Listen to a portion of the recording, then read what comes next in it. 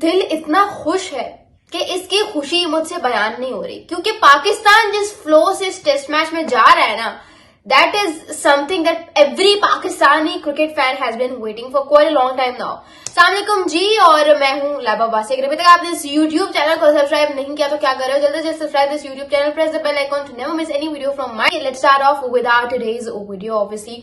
और बहुत जो है जिसे कहते हैं इंटरेस्टिंग मोड पर ये मैच आ गया है। इस वीडियो में will talk about two things. The first one is Indian Champions Trophy 2025 का squad obviously, and then we'll talk about Pakistan versus West Indies. Pakistan versus West Indies पे पहले बात करते हैं। पाकिस्तान वर्सेस वेस्ट इंडीज जो है बहुत जबरदस्त तरीके से स्टार्ट हुआ। मतलब जिस तरह से पाकिस्तान ने डे 2 का आगाज किया, बैटिंग तो हमारी जल्दी निपट गई। वो जितना हम लॉन्ग लास्टिंग चाहते थे उतना नहीं हो सका, because from 180 for the loss of 8 wicket नहीं 4 wickets, and suddenly to clicking 200 for the loss of 8 wickets. That was quite quick. तो मुझे expected नहीं था कि ये पाकिस्तान ने किया क्या है, बट जो है यार अब हो गया, क्या कर सकते हैं।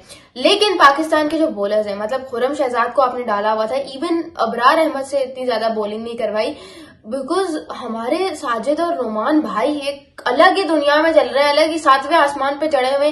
Sajid Khan with 4 wickets in his hand, and then you talk about Noman Ali तो 5 ले गया। आई थिंक मुझे यहाँ पे ज्यादा क्रेडिट साजिद खान को देना होगा, बिकॉज साजिद खान ने जो है टॉप ऑर्डर और उनका मिडिल ऑर्डर बिल्कुल तहस नहस करके रख दिया।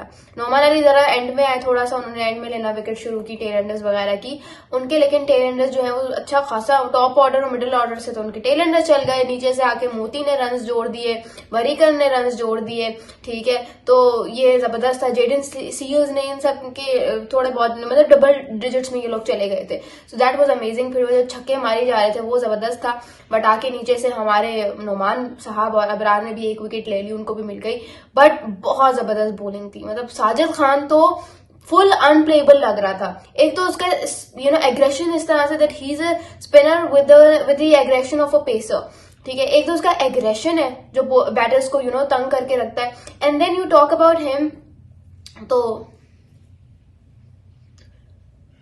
एक तो उसका ये जो एग्रेशन है, उसके अलावा उसकी बॉलिंग बड़ी जबरदस्त है, क्योंकि विकेट आपको तो पता है it was unplayable from the perspective of batters in terms off spin, क्योंकि विकेट बड़ी टर्निंग थी तो इस वजह से तो ये बड़ा जबरदस्त हुआ है।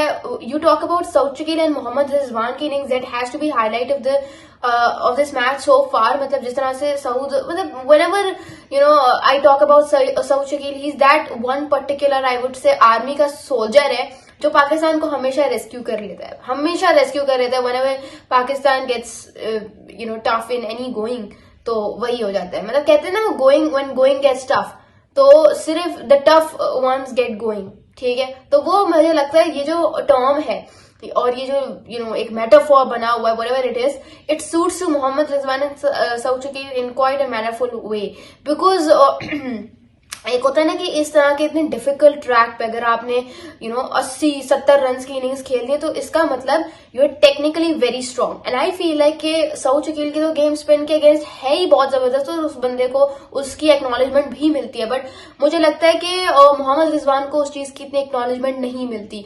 लेकिन मोहम्मद रिजवान की गेम पे अगेंस्ट स्पिन इज एक्सेप्शनल, ठीक है।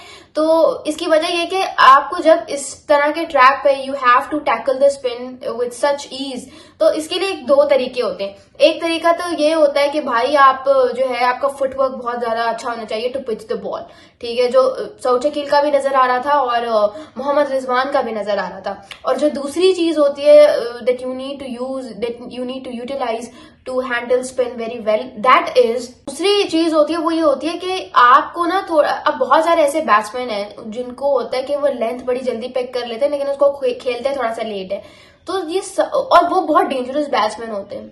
आपने नोटिस किया हो तो वनडे में भी इस तरह से होता है। तो सऊद शकील और मोहम्मद रिजवान ने ये टेक्निक अडॉप्ट की थी, जिसकी वजह से they were able to back such runs. मतलब इतने ज्यादा रन उन्होंने इसी तरह से खेले हैं ना, कि मतलब उन्होंने लेंथ को जल्दी पिक किया, ठीक है, but they were playing it as late as possible, ठीक है। तो मुझे लगा ये इन दोनों टेक्निक्स ने जो है मोहम्मद रिजवान और सऊद शकील को साइमल्टेनियसली बचाया। तो that was amazing. Shan Masood very underrated. I feel like जिस तरह से जब से हमने बात किया ना कि भाई अगर अब शान मसूद ने रन स्कोर नहीं किया ना तो उसको ड्रॉप कर देंगे, तब से इस बंदे के रन आना शुरू हुए। पिछले आप मैचेस में उठा के देख लो, ठीक है, पिछले टेस्ट में, और अब जो वेस्ट इंडीज के अगेंस्ट कर रहा है, एक्सेप्शनल बैटिंग। आई वुड से इतने डिफिकल्ट ट्रैक पे आपने 50 रन स्कोर किए, दैट इज अमेजिंग। उसके बाद आप एक क्लूलेस शॉट खेल के आउट हो गए, लेकिन चलो कोई नहीं, at least you bagged 50 run as compared to Babar Azam. Obviously Babar Azam पहले इनिंग्स में भी 5 और अभी भी 8, this is not acceptable. Especially जब आप साउथ अफ्रीका में 3 कंसेक्यूटिव 50 स्कोर करके आए हो, तब तो बिल्कुल भी नहीं। यहाँ पे आपके लिए कंपैरेटिवली चीजें ज्यादा आसान होनी चाहिए, बट उनकी जो गेम है, हमें लगा कि रूम फॉर इम्प्रूवमेंट लीव करके ही will improve his game later on, लेकिन उनकी तो गेम स्पिन के अगेंस्ट टेरेबल से टेरेबल होती जा रही है। मतलब लेफ्ट आर्म स्पिन के अगेंस्ट तो वो बहुत ही उनकी गेम वीक है। So I think there needs to be done something as soon as possible, because Babar Azam is a world class batter. और जिस तरह से अब लड़के निकल के आ रहे हैं, Babar Azam needs to think something of himself as soon as possible. What do you guys think? मुझे कमेंट्स में जरूर बताइएगा। आई होप कि ये मैच जो है कल के दिन पे उसका खत्म हो जाए। मतलब डे 3 इज क्वाइट अर्ली, मतलब आप कह सकते हो डे 3 पे खत्म कर दो, बिकॉज इस तरह के ट्रैक पे अगर आपको 200 रन की भी लीड बन गई, मिल गई है, so I feel like that is more than enough. मुझे बस पाकिस्तान को चाहिए कि कल एक 1.5 घंटा बैटिंग करे, ठीक है, 60-70 रन मजीद जोड़ के जो है जिसे कहते हैं जल्दी से आउट करे वेस्ट इंडीज को, ये मैच खत्म करे, क्योंकि इस सीरीज की कोई जरूरत तो थी नहीं। दोनों टीम्स का वर्ल्ड टेस्ट चैंपियनशिप फाइनल से कोई लेना देना तो है नहीं। So what do you guys think? मुझे कमेंट्स में जरूर बताइएगा। चैंपियंस ट्रॉफी 2025 की 8 टीम्स थी, 7 ने अपना स्क्वाड अनाउंस कर दिया है। पाकिस्तान जो है आखिरी टीम बच गई है जिन्होंने अभी तक अपना स्क्वाड अनाउंस नहीं किया, लेकिन इंडिया ने भी आज कर दिया, और बड़ा यार इन्होंने मार के अनाउंस किया। लेकिन इन्होंने जो स्क्वाड अनाउंस किया है, ऑन पेपर देखा जाए बहुत स्ट्रॉन्ग स्क्वाड नजर आ रहा है। Rohit Sharma is the captain, Shubman Gill is a vice captain, और मोहम्मद सिराज को इन्होंने ड्रॉप कर दिया। यार क्यों मोहम्मद डीएसपी सिराज साहब को आपने क्यों ड्रॉप किया? मुझे पहले ये बताओ, ठीक है। बुमराह जो सबकी आंखें थी कि Bumrah whether Bumrah will be available for Indian cricket team और नॉट, तो Bumrah is going to be playing the Champions Trophy 2025 for India as he is part of the squad. और बहुत सारे प्लेयर्स हैं यार, बहुत शिकायत करोगे तो कितनी ही करोगे आप, कितनी शिकायत करोगे, बिकॉज बहुत सारे ऐसे प्लेयर्स हैं जिन्होंने मिस आउट किया है। ऋतुराज गायकवाड है, युजवेंद्र चहल है, नितेश कुमार रेड्डी इतना जबरदस्त परफॉर्म कर रहे हैं। फिर करण नायर, उनको नहीं लिया गया, हालांकि उनके स्टैट्स उठा के देख लो, उनकी एवरेज उठा के देख लो तो वो बड़ी जबरदस्त है, बोलती है। संजू सैमसन नहीं है, डीएसपी सिराज साहब नहीं है, किस की आप शिकायत करोगे? वरुण चक्रवर्ती नहीं है, बहुत सारे ऐसे प्लेयर्स हैं जिनको इंडिया ने, अब सवाल जहां तक मैंने सुना है वो यही आ रहा है कि जगह नहीं है यार। ऑब्वियसली उनको देखो, उनका स्क्वाड भरा पड़ा है। श्रेयस अय्यर को कैसे ना लेते? वो उसने जो 2023 के वर्ल्ड कप में किया वो आपको भी पता है, मुझे भी पता है। सो हाउ कैन ही गो अनपिक्ड? ठीक है, अब बुमराह है तो बुमराह का जो इन्फ्लुएंस है, वैसे ही वो 60% ही covers the bowling lineup, but if you add on Mohammed Shami along with him, तो उसका इन्फ्लुएंस मजीद बढ़ जाता है। अगर आप इस चीज को थोड़ा सा नोट करो तो obviously they would go with Mohammed Shami in place of Mohammed Siraj new ball के साथ थोड़े बहुत इफेक्टिव रहते हैं, फिर उनका वो जो इन्फ्लुएंस होता है वो ढक जाता है। But with if you talk about Mohammed Shami जो है ना, जिस तरह से आप कह सकते हो कि ये इंडिया का स्कॉट बोलैंड है। ही ऑलवेज रेडी, इतना जबरदस्त परफॉर्म कर रहे हैं। फिर करण नायर, उनको नहीं लिया गया, हालांकि उनके स्टैट्स उठा के देख लो, उनकी एवरेज उठा के देख लो तो वो बड़ी जबरदस्त है, बोलती है। संजू सैमसन नहीं है, डीएसपी सिराज साहब नहीं है, किस की आप शिकायत करोगे? वरुण चक्रवर्ती नहीं है, बहुत सारे ऐसे प्लेयर्स हैं जिनको इंडिया ने, अब सवाल जहां तक मैंने सुना है वो यही आ रहा है कि जगह नहीं है यार। ऑब्वियसली उनको देखो, उनका स्क्वाड भरा पड़ा है। श्रेयस अय्यर को कैसे ना लेते? वो उसने जो 2023 के वर्ल्ड कप में किया वो आपको भी पता है, मुझे भी पता है। सो हाउ कैन ही गो अनपिक्ड? ठीक है, अब बुमराह है तो बुमराह का जो इन्फ्लुएंस है, वैसे ही वो 60% ही covers the bowling lineup, but if you add on Mohammed Shami along with him, तो उसका इन्फ्लुएंस मजीद बढ़ जाता है। अगर आप इस चीज को थोड़ा सा नोट करो तो obviously they would go with Mohammed Shami in place of Mohammed Siraj. Mohammed Siraj new ball के साथ थोड़े बहुत इफेक्टिव रहते हैं, फिर उनका वो जो इन्फ्लुएंस होता है वो ढक जाता है।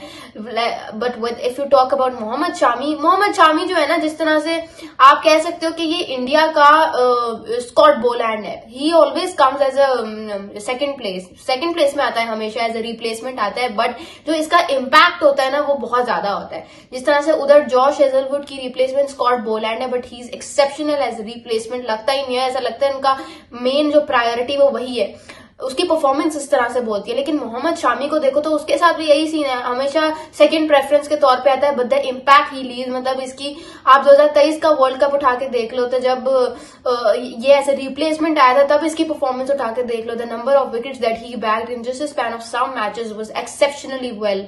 ठीक है, जो मेन प्लेयर था उससे ज्यादा तो बहुत बेहतर थी। तो शामी का जो इम्पैक्ट है ना वो बहुत इन्फ्लुएंशियल है, उसको आप लेफ्ट आउट नहीं कर सकते। तो शामी और बुमराह का ड्यू तो कंप्लीट हो जाता है और यहाँ पे बहुत जबरदस्त तरीके से हुआ है, तो इंडिया की टीम को बहुत इसका एडवांटेज मिलेगा। They've got 3 spin all-round bowling spin all-rounders. ठीक है, वॉशिंगटन सुंदर है इनके पास, फिर अक्षर पटेल है, 3 इनके पास बॉलिंग 3 स्पिन ऑलराउंडर्स हैं, फिर एक जेन्युइन ऑलराउंडर है कुलदीप यादव। ठीक है, एक जेन्युइन जो है स्पिनर है इनके पास कुलदीप यादव में, फिर बॉलर्स इतने पेसर्स भी ठीक ठाक है इनके पास, हार्दिक पांड्या एक ऑलराउंडर है, बाकी शामी और बुमराह तो है ही धमाका मचाने के लिए।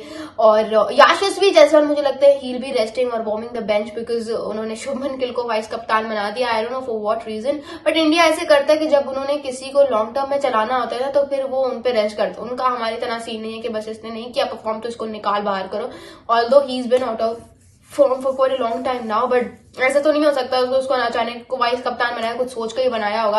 लेकिन यहाँ से it's very evident enough to acknowledge the fact कि अगर शुभमन गिल वाइस कप्तान है तो उसको तो बिठा के यशस्वी जायसवाल को खिलाएंगे नहीं, जाहिर सी बात है। फिर Rohit Sharma and Shubman Gill will open for team India in the Champions Trophy 2025। Overall बहुत जबरदस्त स्क्वाड है। आप लोगों को क्या लगता है मुझे कमेंट्स में जरूर बताइएगा। Thank you so much, this is lab Abbasi signing off.